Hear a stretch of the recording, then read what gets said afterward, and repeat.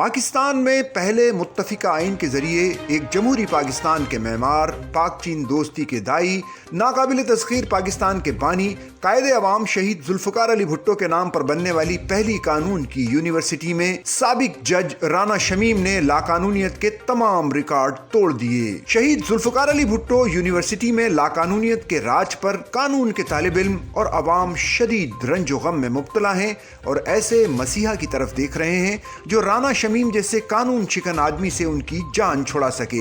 رانا شمیم کی لا یونیورسٹی میں غیر قانونی تقرری کے خلاف سندھ ہائی کورٹ میں پٹیشن دائر کر دی گئی ہے۔ اس پٹیشن میں کہا گیا ہے کہ آئین کے آرٹیکل 207(2) کے مطابق ایک شخص جو سپریم کورٹ یا کسی ہائی کورٹ کا جج رہا ہو، ریٹائرمنٹ کے 2 سال تک کسی سرکاری ادارے میں کوئی عہدہ لینے کا اہل نہیں ہو سکتا۔ لیکن رانا شمیم کو نواز شریف کی سفارش پر 6 ماہ بعد ہی ملک کی سب سے بڑی لا یونیورسٹی میں وائس چانسلر تعینات کر دیا گیا۔ سندھ ہائی کورٹ میں دائر پٹیشن میں کہا گیا ہے کہ 2017 سے 2021 کے درمیان مختلف جامعات میں وائس چانسلر کی تعیناتی کے لیے اشتہارات دیے گئے۔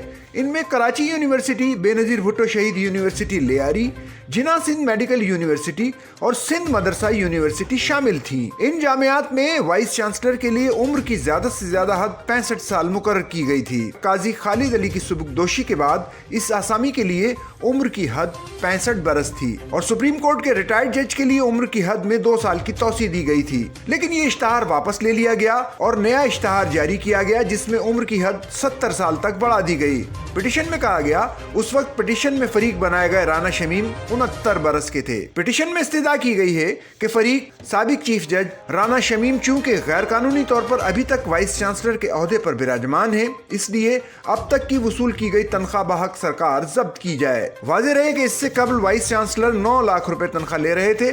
رانا شمیم نے چارج لیتے ہی اپنی تنخواہ از خود 30 لاکھ روپے مقرر کر دی اور مراعات کی مد میں کراچی اور اسلام آباد میں رہائش گاہیں، ملازمین، گاڑیاں اور سفری مراعات کی مد میں تقریباً 20 لاکھ روپے یونیورسٹی ادا کر رہی ہے۔ اس طرح مجموعی تنخواہ 50 لاکھ روپے ہر ماہ وصول کی جا رہی ہے، جبکہ چارج لینے کے بعد یونیورسٹی میں 2 سال تک انہوں نے حاضری ہی نہیں دی اور اب تک یونیورسٹی سے تنخواہ اور مراعات کی مد میں 12 کروڑ سے زائد رقم لے چکے ہیں۔ اگر عدلیہ کا یہ حال ہوگا تو قوم انصاف کے لیے کس طرف دیکھے گی؟ واضح رہے کہ اس سے قبل رانا شمیم پر سندھ ہائی کورٹ میں 2 کیسز کی سماعت ہو رہی ہے۔